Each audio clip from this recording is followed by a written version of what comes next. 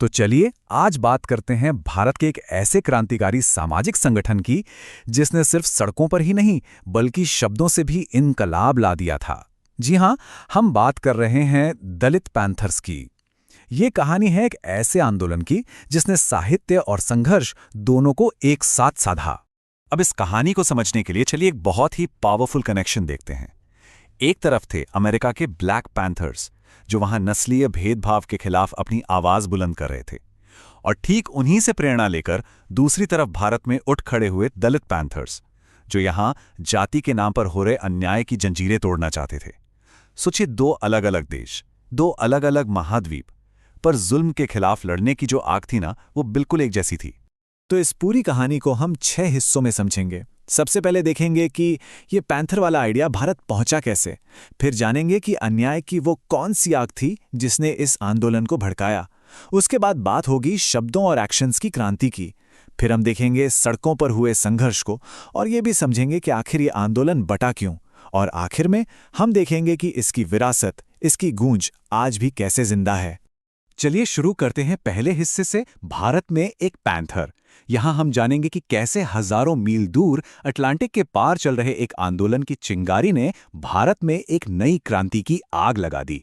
तो प्रेरणा तो मिल गई बिल्कुल, लेकिन सवाल यह है कि उस वक्त भारत में, खासतौर पर 1970 के दशक के महाराष्ट्र में, हालात ऐसे क्या थे कि इस तरह के एक रैडिकल, एक लड़ाकू आंदोलन की जरूरत आन पड़ी।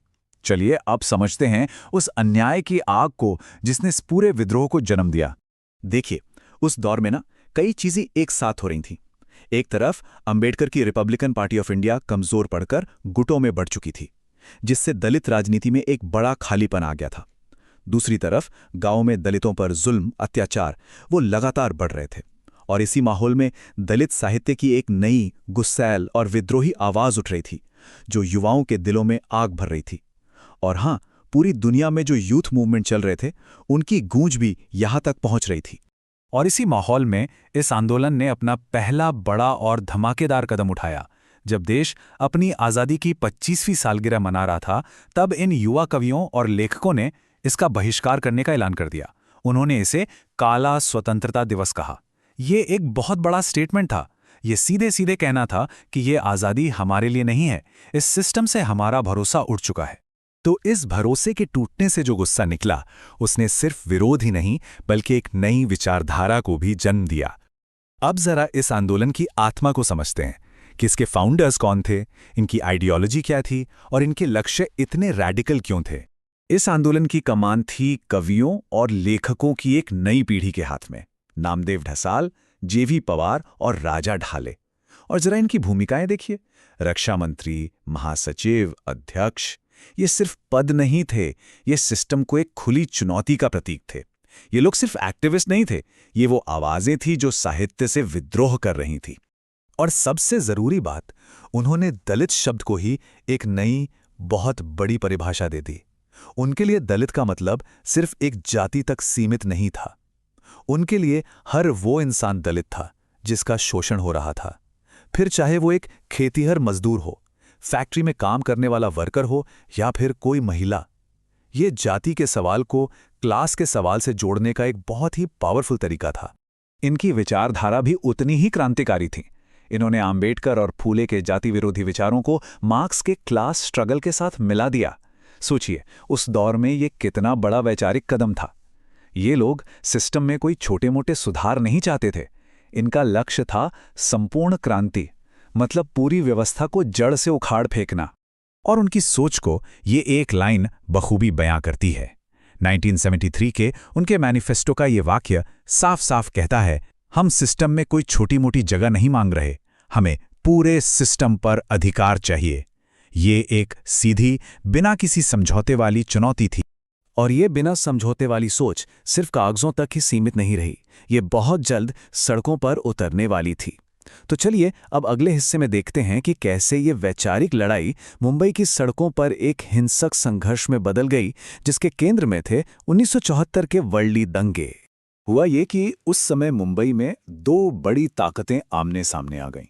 एक तरफ थे दलित पैंथर्स, जो दलित नौजवानों की आवाज बन चुके थे, और दूसरी तरफ थी शिवसेना, एक हिंदू राष्ट्रवादी पार्टी जो पैंथर्स पर ये आरोप लगा रही थीं कि वो जाति का मुद्दा उठाकर महाराष्ट्रियन एकता को तोड़ रहे हैं।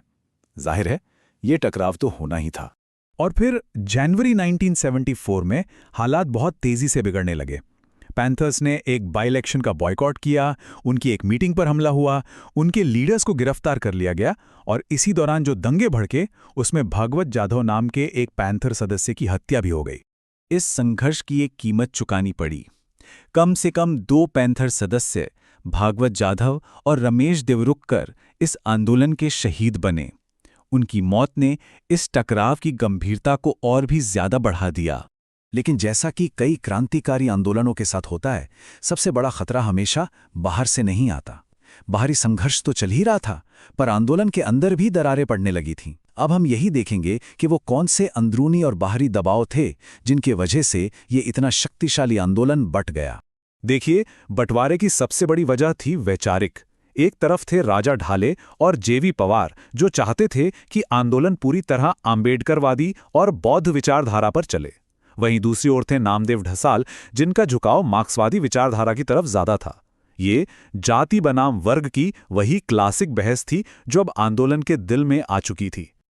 और फिर एक के बाद एक घटनाएं होती गईं। जब इमरजेंसी के दौरान नामदेव ढसाल ने इंदिरा गांधी का समर्थन किया तो ये संकट और भी गहरा गया। नतीजा ये हुआ कि 1976 में ढाले और पवार अलग हो गए और उन्होंने अपना मास मूवमेंट बनाया। इसके बाद लीडर्स की एक नई पीढ़ी तो आई, लेकिन वो बात नहीं रही और आखिरकार 1988 में दलित पैंथर्स को ऑफिशियली भंग कर दिया गया।